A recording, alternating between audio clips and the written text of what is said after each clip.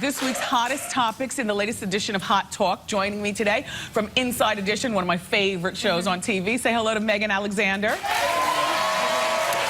And from one of my new favorite shows on Bravo, it's called Untying the Knot. Say hello to Thicke Ziegler.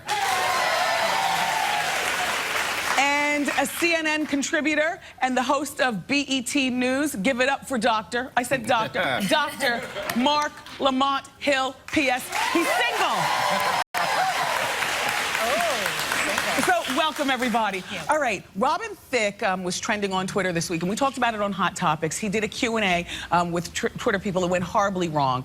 Apparently, people are still very upset over the controversy surrounding his hit song, Blurred Lines. And people are also upset at how he's trying to get Paula back. Here are a couple of things that, you know, it was a Q&A with Robin Thicke, but nobody asked him anything normal. People just asked him, like, crazy questions. Like, here's 3 examples.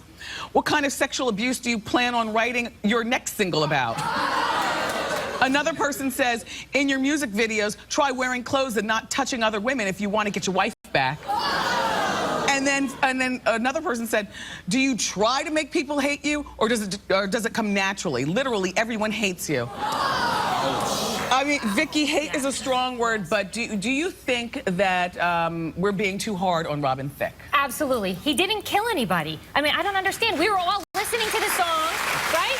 Everybody loved the song Blurred Lines. We all bought it. We downloaded it. Everybody was dancing in their cars. I mean, everyone was enjoying the music. The problem is, listen, nobody condones misogyny. Nobody wants to talk about women. I mean, we support and love everybody. However, Pharrell Williams co-wrote the song. Nobody's talking about that. He co-wrote the lyrics. But that's because... That's a problem. That's because Pharrell's happy we'll have him at the top of our hearts for the rest of his life. Pharrell gets a pass for a lot of stuff now. He does. He does, but what about that? And I love Blurred Lines. I loved it more when Marvin Gaye made it 30 years ago. But it's a... I'm just saying, come on, y'all, that's why y'all like it. But it's a great song, but it's a problematic song. And it's a very rapey song. And people didn't get over that. And then when you add the rapey lyrics to that, like the creepy pursuit of his ex-wife or soon-to-be ex-wife, it's really trouble. So I was at the BET Awards. When he sang that song, the whole room was uncomfortable. When he said, Paula, please come back. His next album's going to be called Restraining Order. Yeah. Megan? Here's the thing, Wendy. This shows you the power of social media. If you want to get out there up close and personal with your fans, they're going to tell you what they think. Yeah. And I love it that women are finally saying, hey, we're not cool with these lyrics. We're not cool with these degrading comments that you're making in the song. And they're speaking out. There's nothing wrong with that. He needs to realize that. I don't think we're being too hard on him.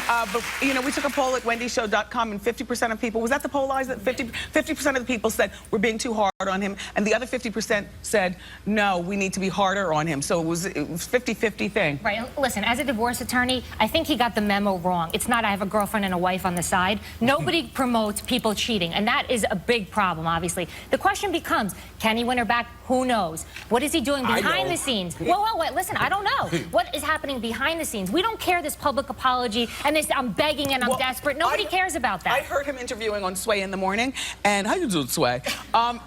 And he said that this album right now is very, very personal to him.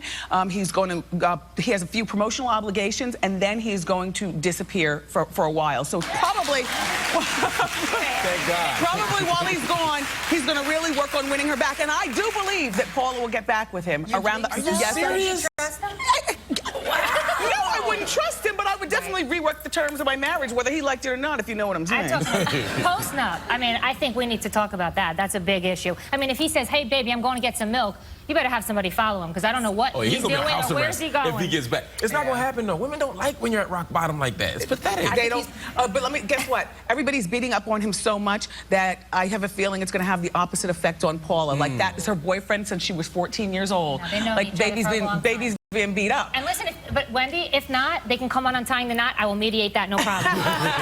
Okay. The next story.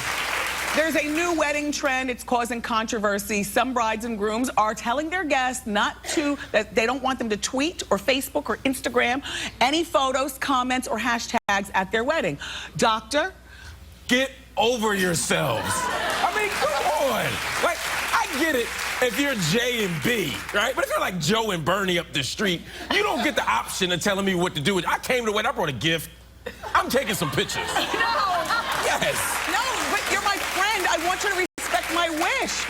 Well, I'm not going to put put no ignorant, like, if you trip down the aisle, I'm not gonna put a video of it on the Vine, you know, but just regular picture stuff, I think it's reasonable. Megan? Here's the thing, Wendy. I get that they want to unplug the bride and the groom. They want undivided attention. It's their big day. Here's the deal, guys. My professional photographer, who I paid a lot of money, she missed the shot of my father walking me down the aisle. Guess where I got that photo? From someone's cell phone. So be careful if you ban those cell phones. You're going to miss some great candid shots. Did you pay full price for the photographer after that? I did. I was You so did? upset. Listen, those cell phones, priceless photos are captured on cell phones, so don't ban them. What do you say? You know what, first of all, Doc, when you get married and your woman says, I don't want anyone taking pictures, I want them to watch us with bated breath walk down the aisle, let the photographer who we paid, who does filtered shots, take pictures and disseminate them. What are you going to say? I'm gonna say, baby, you got it. You got it. Put on the low and be like,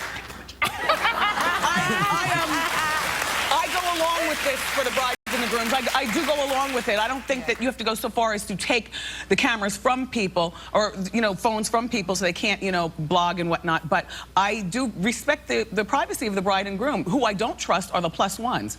Because the plus ones don't have a horse in the race, you know, so they don't care. Not invested. Yeah, exactly. Okay, we're going to go on to our next story. In an effort to curb teen pregnancy, do you have children? I do, a 3-year-old son. Okay, do you have children? Trying. Yeah. Do you have children? One. Okay. So in an effort to curb teen pregnancy, the Oregon school system is planning on offering condoms to middle schoolers who specifically asked for them during conversation with school officials. Some parents are outraged. Megan, what do you think? I always think it starts in the home. I think the parents have the responsibility to talk to their kids, see what they're doing, be involved in their lives. However, Wendy, looking into this story, the school is still teaching abstinence as an option. Okay. And I love that it's opening up a dialogue. Some kids aren't going to be comfortable to talk to mom and dad, and maybe They need to get comfortable. Or a nurse. I agree the parents should be first, but I like that there's sort of a backup now where maybe the school nurse can say, hey, think about this. Let's have a conversation. I love they need to have a conversation. I agree. First. But here's what I didn't see in the story. Is the school obligated to call the parents once giving condoms to their kid? Because you know what? We signed permission slips for them to go to school, so why wouldn't we have to sign a permission slip for the school to give them condoms? Yes. Listen, I think as a parent, you both can speak, all three of you, I think you probably would want that, to know what's happening with your child. The problem is it becomes a deterrent for the kids to go to the school officials. They're not going to tell them that they want the condoms because the parents are going to fiend out. I think that's a problem. If you call me up like, yeah, your son or daughter just, you know, I gave him 2 Magnums today. Yeah. You know, it defeats the, yes, Magnum. My son, it defeats the whole purpose. Right. It defeats the whole purpose. They're going to go on a condom timeout, and that's not a happy place. Right, because if you could go to your parents for the condoms in the first place, you wouldn't be going to the school. Exactly. Right. Yeah. I appreciate school officials, you know, because I think that we're all in this together when you're a parent, but I get very, very insulted when people at the school know more about my son and his goings-on than me. So, Right. In the family. And I love that there's conversation and that you're talking about it. And listen, the more conversation, the better. The more that you know what's going on, the better. And it's all about getting educated. I mean, that's what we need to teach our children in this country so pregnancies go down with these young people and obviously transmitted diseases. I mean, they're on a high right now, and people really need to understand their children need help. So anywhere they can get that proper information, it makes sense. thank you all for being here.